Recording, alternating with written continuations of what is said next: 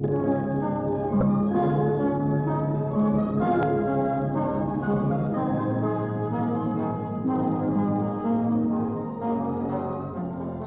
the busy tidal water of the Thames with its imposing twin turret-like sentinels, gracefully guarding the river gateway to London, Tower Bridge, first opened in 1894, continues to carry traffic across its well-known 200-foot center span.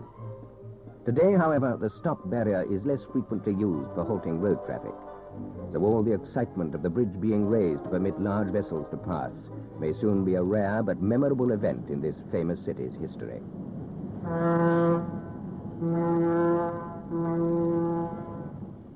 London, or Londinium, as it was called by the Romans, was first mentioned in AD 61.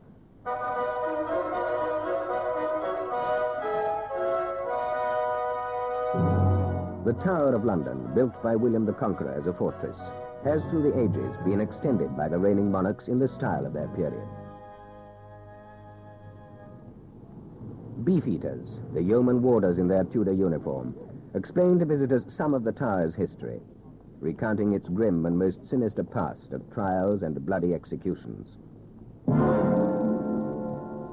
It was through Traitor's Gate, as guides from all over the world explained to their parties of visitors, that Sir Thomas More and Henry VIII's wives, Queen Anne Boleyn, Catherine Howard, and Lady Jane Grey, passed on their way to the scaffold.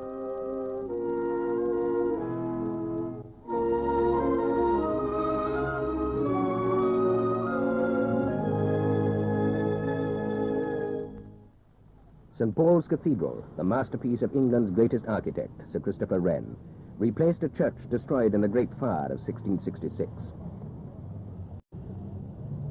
It is the only Anglican cathedral with a dome, and those prepared to climb 365 feet can reach the gold ball under the cross. Many famous men are buried here, including the Duke of Wellington and Lord Nelson.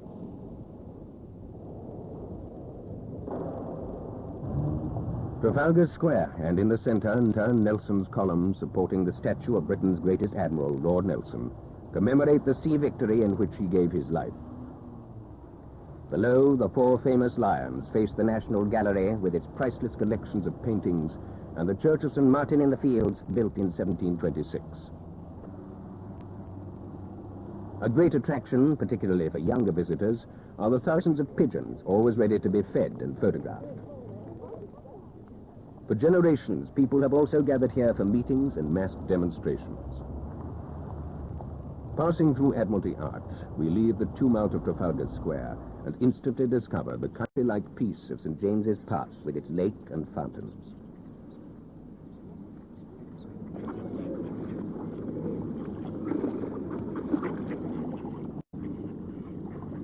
In the days of Charles II, when these were meadows, it was a popular meeting place for society. Nowadays, hundreds of office workers come here for lunchtime relaxation. Beyond Horse Guards Parade is Whitehall, a broad thoroughfare lined with government offices. And the Cenotaph, the nation's memorial to the dead of 2 world wars. Dutry, a small turning off Whitehall, with its outwardly humble row of townhouses, includes, at number 10, the Prime Minister's official residence. The 2 regiments of household cavalry have mounted guard over the old palace of Whitehall for over 200 years. The mounted sentries are always a colorful attraction for the passer-by, and large crowds gather each morning to watch the changing of the guard.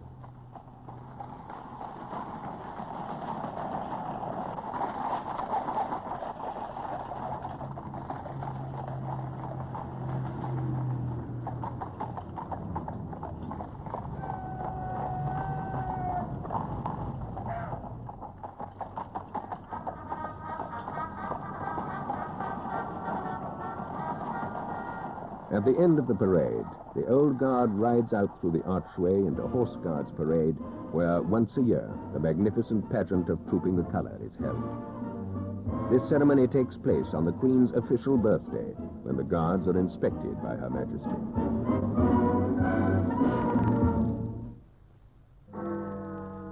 Big Ben's chimes ring out over London from the Houses of Parliament. Here, the statesmanship of such eminent men as Pitt, Disraeli, and Churchill have earned it the richly deserved title, seat of government and heart of the Commonwealth. It is here in the House of Lords that the Queen, when opening Parliament, speaks to her ministers, summoned from their own debating chamber, the House of Commons. At the top of Big Ben at night, a light indicates when Parliament is sitting, as does the Victoria Tower flag during the day. Opposite the Houses of Parliament is Westminster Abbey, where, since its foundation in the 11th century, with only 2 exceptions, every King and Queen of England has been crowned.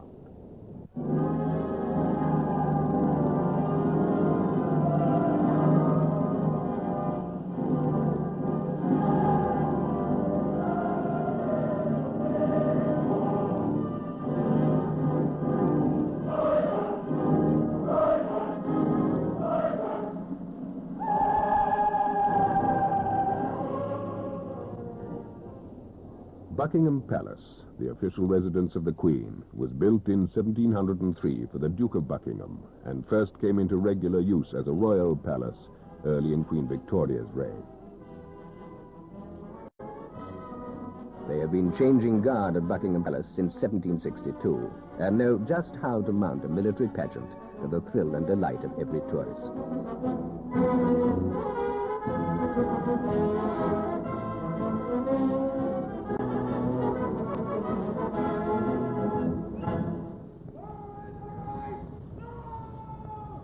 With all the ceremonial pomp and circumstance, London displays for its visitors the grandest free show in the world.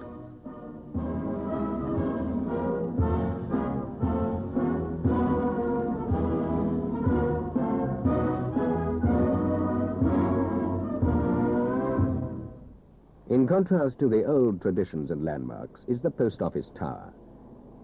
This modern communications centre is the highest building in London and is topped with a revolving restaurant from which there are splendid panoramic views to Surrey, Hampstead and Harrow over the rooftops and squares. Grosvenor Square, which housed Britain's first American ambassador in 1785, today houses the United States Embassy, and in the center, a statue to President Roosevelt, Britain's great wartime ally. Oxford Street, one of London's busiest shopping areas, leads to Marble Arch and the entrance to Hyde Park, with its lively fountains and even livelier orators at Speaker's Corner.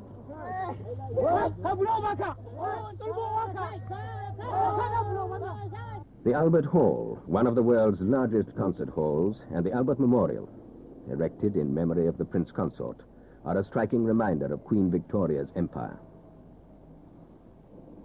Piccadilly Circus, once home of the famous flower sellers and always a favorite meeting place, perhaps not surprisingly with its tutor Eros, god of love, conceals a vast public transport system beneath its pavements. From here, another tourist attraction, the Underground Railway, connects with every part of London, with trains running in a network of tunnels which includes the longest tunnel in the world.